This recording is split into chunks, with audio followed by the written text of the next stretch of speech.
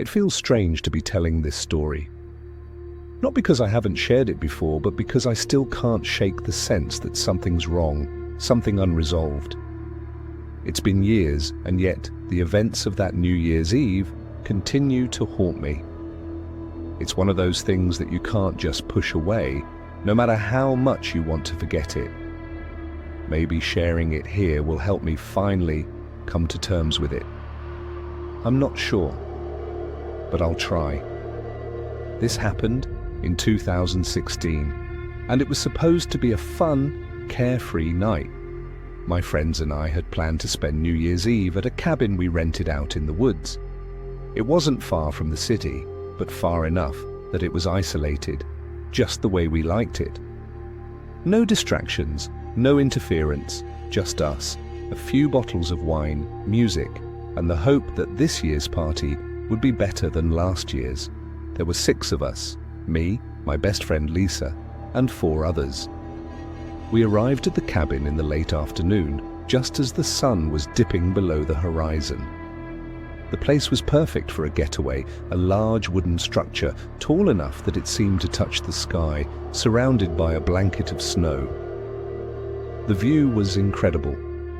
There was a nearby frozen lake and a dense forest behind the cabin. You couldn't see a neighbor in sight, not that there were many out here to begin with, just us, the trees and the snow. We spent the evening drinking and reminiscing, laughing about old times and making plans for the year ahead. As the night went on, the alcohol flowed freely and the music got louder. By the time it was almost midnight, we were all pretty buzzed. I remember checking the time, feeling a slight excitement in the air as the countdown began. The usual, just waiting for the moment when the clock struck midnight and we'd all shout, "Happy New Year," together. But as the final minutes ticked away, something strange started to happen.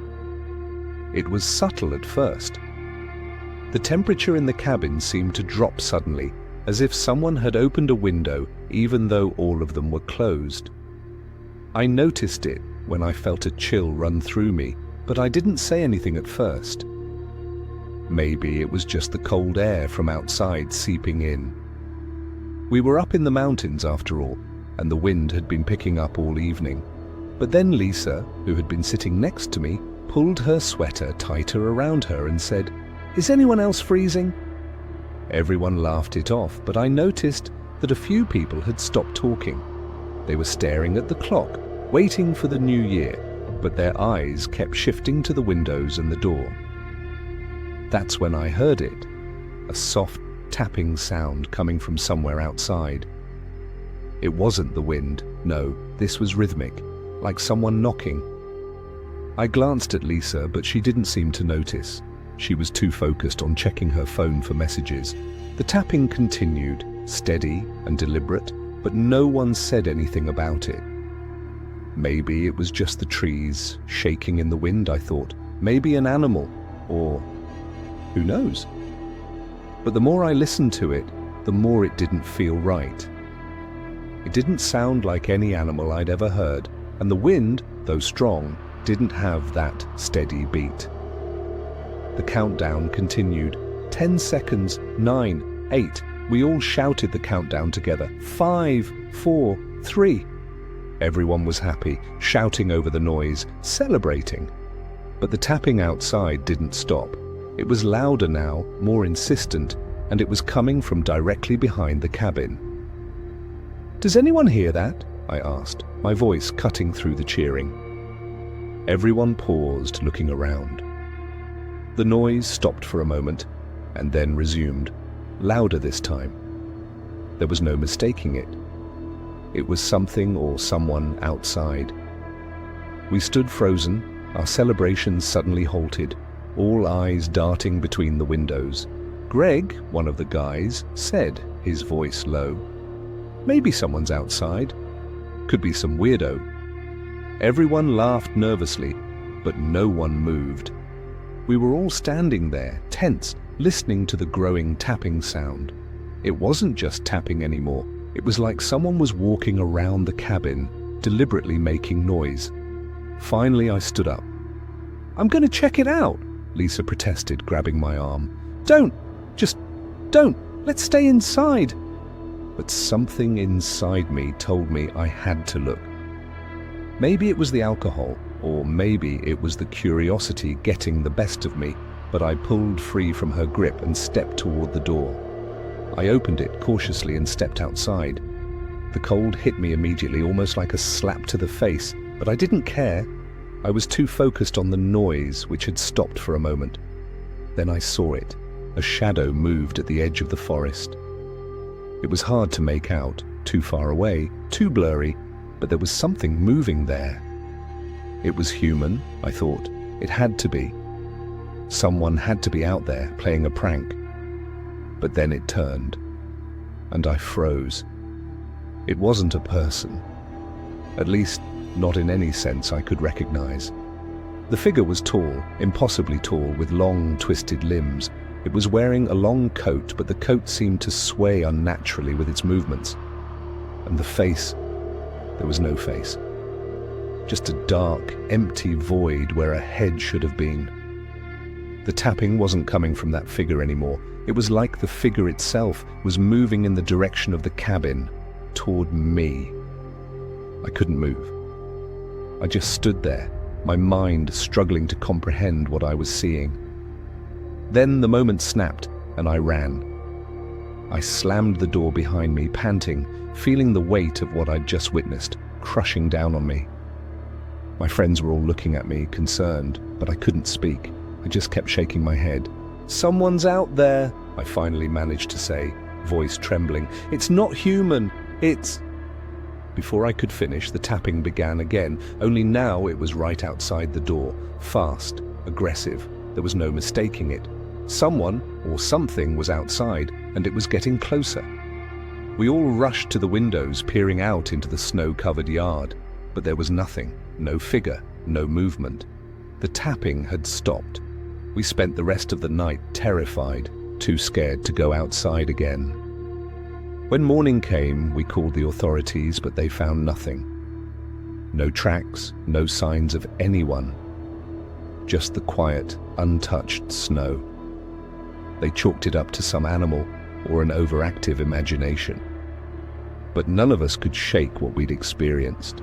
The thing that still gets me to this day is the feeling that it never really left, that whatever it was, it's still out there, waiting for the next New Year's Eve. Waiting for someone to step outside again. I can't explain it.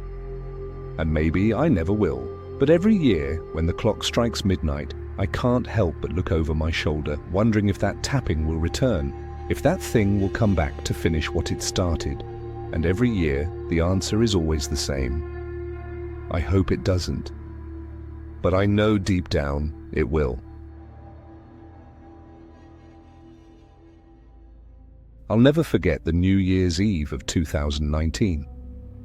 What started as a night full of laughter, music, and clinking glasses quickly turned into a nightmare I still can't shake from my mind. It's been years now, but even as I sit here writing this, I feel the same unease in my chest, like something is watching me. That night was the beginning of something I can't explain, something that still haunts me. I had gone up to the cabin in the woods with a few close friends, my college group, to ring in the new year. You know the kind of people you can spend hours with and never get bored? That was us. We were used to hanging out in groups like this, celebrating, partying, and just having a good time. This year, we thought we'd do something a little different. An intimate getaway to a rented cabin in the middle of nowhere, surrounded by snowy woods. No neighbors, no distractions, just us and the night ahead. We arrived on the 30th, just in time for the evening sunset. The cabin was quaint and cozy, old-fashioned, with wooden beams and large windows that gave a perfect view of the surrounding forest. We'd stocked up on supplies, food, drinks, and of course, a massive playlist to keep the energy up. Everything felt perfect. I remember stepping inside the cabin and breathing in that crisp winter air, mixed with the faint scent of pine. There was a chill in the air that night, but the warmth from the fireplace made everything feel welcoming. We had a simple tradition for New Year's Eve: play games, share stories, and wait for the countdown. We were all sitting around the living room when things started to feel off. At first, it was just a quiet unease, like when you think you've heard something in the corner of the room, but when you look, there's nothing there. We shrugged it off. It was just the silence of the woods, we told ourselves. The wind was howling outside, knocking against the windows. But as the night went on, things started to feel different.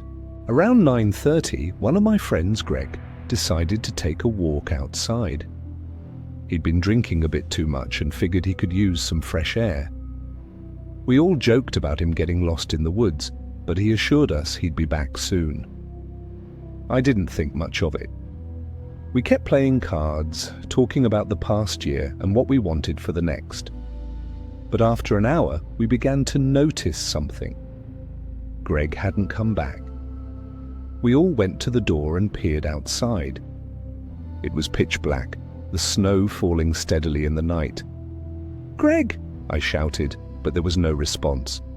The wind whipped through the trees, drowning out any sound. We grabbed our coats and stepped outside, calling his name, but no sign of him. My heart began to race. We checked the small trail near the cabin, but it was all just trees and more snow. We figured he'd wandered too far off, drunk and confused, but as time passed, the situation grew more unsettling. One of us suggested we call the authorities, but the nearest town was over an hour away, and cell service was spotty at best. We decided to wait a bit longer, but by midnight we were all freaking out. Wasn't like Greg to just vanish. Then, just as we were about to give up and go inside, I saw it, a figure standing by the edge of the woods. At first, I thought it was Greg, maybe just trying to spook us. But as I squinted, something wasn't right. The figure wasn't moving, and it didn't look like Greg at all. It was tall, dressed in dark clothing, and the silhouette was wrong, too rigid, almost unnatural. I remember calling out to it, but the figure didn't respond. Instead, it just stood there. The snow continued to fall and the air felt colder, almost suffocating. We all stood frozen in place, unsure of what to do. Then, as if something had triggered it, the figure turned and slowly began to walk away, disappearing into the trees. I have no idea how it managed to move so silently. The snow should have made it impossible not to hear, but there was nothing, just the sound of our panicked breathing. We rushed back inside, locking the door behind us. We didn't know what to do. Should we wait for Greg? Or was it too late? Our minds raced, trying to make sense of what we'd seen. But as we gathered around the fire, trying to calm ourselves down, a knock at the door startled us all. I wish I could say it was Greg, but when I opened it, there was no one. Just the cold, empty night. The wind was blowing so hard it was hard to stand. I stepped outside for a moment, scanning the surroundings. There was no sign of anyone. But as I turned back to the cabin, my heart stopped in my chest. Standing by the window was a man, tall, shadowed, and wearing the same dark clothes as the figure in the woods. His face was obscured by the shadows, but I could feel his eyes on me. He didn't move, didn't make a sound. He just stood there, staring. I was paralyzed with fear, too scared to even shout. My friends must have sensed the shift in the atmosphere because they all came rushing to the door, but when they looked out, the figure was gone. That's when things went from strange to downright terrifying. By 2 a.m., we had given up on the idea of Greg returning. We were huddled together in the living room, too scared to sleep, when we heard something, soft, barely audible at first, like a tapping. It came from upstairs. Standing by the window was a man, tall, shadowed, and wearing the same dark clothes as the figure in the woods. His face was obscured by the shadows, but I could feel his eyes on me. He didn't move, didn't make a sound. He just stood there, staring. I was paralyzed with fear, too scared to even shout. My friends must have sensed the shift in the atmosphere because they all came rushing to the door, but when they looked out, the figure was gone. That's when things went from strange to downright terrifying. By 2 a.m., we had given up on the idea of Greg returning. We were huddled together in the living room, too scared to sleep, when we heard something, soft, barely audible at first, like a tapping. It came from upstairs. We didn't know what to make of it. We were all shaking, our minds trying to make sense of what we were seeing. Had Greg somehow ended up here, but not in a way we could understand? That's when we heard the whispers. They started low, too faint to make out at first, but then grew louder, clearer. A voice I didn't recognize, cold and almost inhuman, said one thing: "He's never coming back." At that moment, I couldn't breathe. I couldn't move. I just felt a cold, sinking feeling, as if I were being pulled into something I couldn't escape. We ran out of the cabin and into the night, not looking back. The snow was coming down hard now, and the wind howled like something alive. We couldn't find Greg. We couldn't explain what had happened. The police found us the next day, but there was no trace of Greg, no footprints, no sign of struggle, nothing. It was as if he had disappeared into thin air. I don't know if I'll ever understand what happened that night. The memories still haunt me, of the figure in the woods, of the whispers in the attic, and of Greg, who we never saw again. I still think about it sometimes, and every New Year's Eve, when the clock strikes midnight, I can't help but feel like someone or something is still watching me, waiting for the right moment to come back.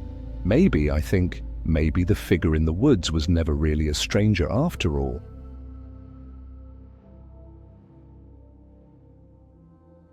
I've never been able to shake the feeling that something followed me home that night. It's been years since it happened, and I still can't look at a New Year's Eve celebration the same way. The strangest thing, I don't even know if I believe in ghosts or anything supernatural, but what happened that night, there's no other explanation for it. It was December 31st, 2017. My friends and I had decided to rent a cabin in the woods for New Year's Eve. Just a small group of us, 6 to be exact. No big party, no crazy crowds. We thought it would be a nice change of pace from the usual city celebrations. We rented the cabin online, one of those rustic, secluded places that looked charming in the pictures but had an almost eerie vibe in real life.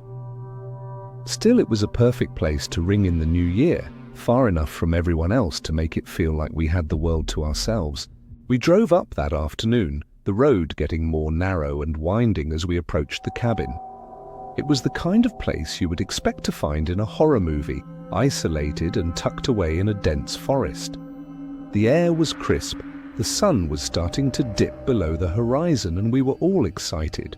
We unloaded our things, made some drinks, and started the evening with the usual New Year's Eve traditions: good food, loud music, and lots of laughter. As the evening wore on, the cabin's creaky wood floors and the sounds of the forest outside grew louder. I didn't think much of it at the time, but there was something off about the place.